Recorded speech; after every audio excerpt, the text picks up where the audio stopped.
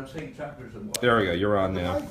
Okay. Okay, Aaron, tell us a little bit about your story. You're a Holocaust survivor. Where are you from? I'm from Krakow, Poland. Okay, one of the biggest Jewish cities. It was one of the biggest Jewish cities. Yeah. Hold on, I'm not hearing you too well. Okay, I'm going to come up close. Second biggest city in Poland. Didn't Krakow have the biggest Jewish population? All right, I don't know if people can hear you. Wait, should I move it? I can't hear him. Should I move over there? Or? No, we're gonna go. Okay, wait, say goodbye then. Okay, goodbye. Okay. Very nice. Thank you. See you next week. There Okay. was in Krakow, there was about 75,000 Jews in Krakow. So Warsaw has Before more? the war. Or? Warsaw was the biggest city. I didn't realize that. So tell me, how old were you when the Germans came? When the Germans came into Poland, I turned 12 the same day. So that was September 1st, 1939? Yeah, September 2nd, I was. They came to Krakow. Did you lose your whole family? I turned 12. That's some 12th birthday. What? That's some 12th birthday. Yes. At least it wasn't right around your bar mitzvah. You had a year till then. No, a year later was my bar mitzvah. Yeah. How did you? The ghetto, you didn't have much bar mitzvah, you know. So, No, you were in the Krakow ghetto, or? yeah. And were you there I with was your at whole the airport in Krakow in a camp, and then to Plaszów. Uh-huh. Plaszów, they sent me to Pionki. You ever heard of Pionki? No. It was a munition factory in a forest somewhere in Poland. Uh-huh. And I worked then shoveling coal. And from there, they sent me to Auschwitz. So you went to Auschwitz and you survived. Auschwitz is near Krakow, just for people who don't know Not Polish far, geography. yeah, by the cattle cars. And then from Auschwitz, they sent me to a camper factory in Sosnowiec. And you were about 14 years old at this point? Yeah, something like that. And then we met. All right, guys, can I move? Should I move over here, or should I move? Okay, no, it's fine. I just want to make sure people hear. He's here talking about the camps. And then we went. By the way, nothing wrong here. This is just the way Jews are. We schmooze very loudly. Yeah. Okay. Then we went from Sosnowiec. We started in that march at Smathausen. Well, how did you survive? First of all, how did you survive I really Auschwitz? don't know. It's just a miracle. On the way, I was almost dead. I ran away and they caught me.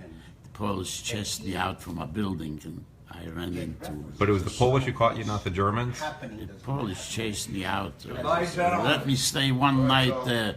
The Russians would have been in Sosnowiec on the way when the march. Finally, Were the Russians a little more, if you wanted to get caught by people, it was the Russians rather than the Polish or the the Germans? Russians would liberate me, I would have not gone through what I did, but I had terrible. By the time we got to Mauthausen, I was almost a gun. And from Mauthausen, they sent me to there was a tent camp in the Mauthausen. It was all Hungarians there who brought them in from the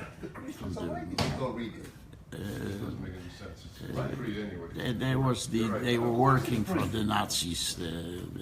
So I'm just saying that They were workers there, but they put them in that camp. From there, they marched us to Gunskirchen.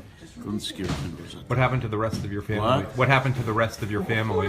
my father and his mother, in 42, they took him to Berzec, in the liquidation of the ghetto. And that was it. That's the last time I saw them, my grandfather and everything.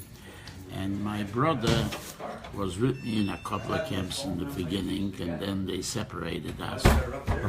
Did you ever see him again? Yeah, he's here. He's 90. Oh, he survived too. He survived. He was in Auschwitz too. Not with me, separated us. He found me 3.5 months after the war in a hospital in Austria. He didn't recognize me.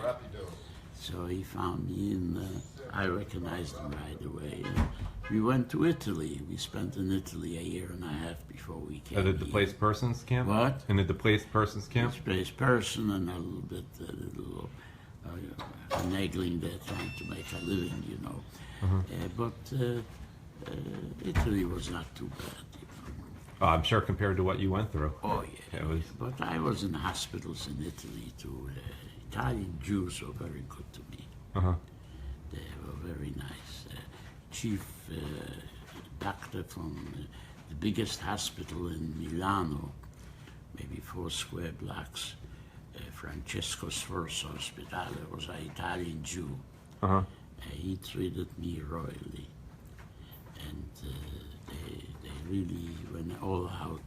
The Jewish community, they came to the hospital to bring me cakes and fruits, and he personally, I had a broken hand, I couldn't move. Do you need us to wrap up so you can leave?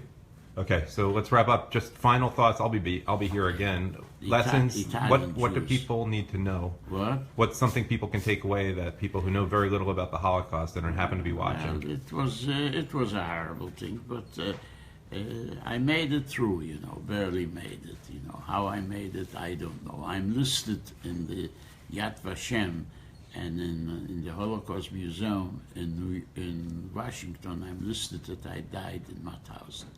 Oh. Yeah, I almost did, yeah. I guess not. Some people, a doctor saved me, a Jewish doctor, you know. All right, well, thank you for time today. They have to lock the doors here, so we'll continue this another time. I'll be back here. So what do? You write for what paper? Well, I'm not writing, I'm videoing it, so people are watching this live on Facebook Live, but I'm going to wrap this up, and so we can get out of here, because they want to lock the doors. Thanks for your time today, and we'll talk to you more in the future, Aaron.